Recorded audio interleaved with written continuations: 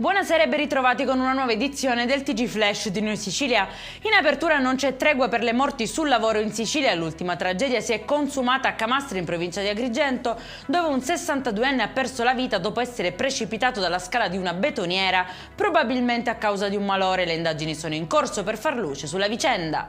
Ci spostiamo adesso a Catania, dove un tunisino di 26 anni pluripregiudicato è stato denunciato per furto aggravato e tentata estorsione. Il giovane, utilizzando la tecnica del cavallo di ritorno, ha rubato uno strumento da lavoro e ha cercato di ottenere un pagamento per restituirlo. La vittima è il titolare di un peschereccio che lo aveva assunto in prova come suo aiutante.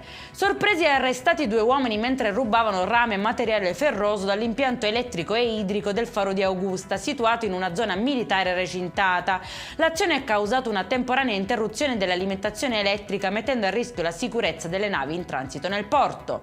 7 strutture culturali siciliane hanno ottenuto l'accreditamento al sistema museale nazionale grazie al raggiungimento degli standard richiesti. Il Ministero della Cultura ha riconosciuto l'eccellenza gestionale e organizzativa di alcune tra le principali realtà museali e archeologiche dell'isola. In particolare si sono distinte per la cura delle collezioni, la gestione delle risorse e il rapporto con il pubblico e il territorio. E in chiusura il meteo: splende il sole in Sicilia per la giornata di domani e nessuna allerta comunicata dalla Protezione Civile regionale. Per questa edizione è tutto, prossimo appuntamento domani alle 13:30. Buona serata.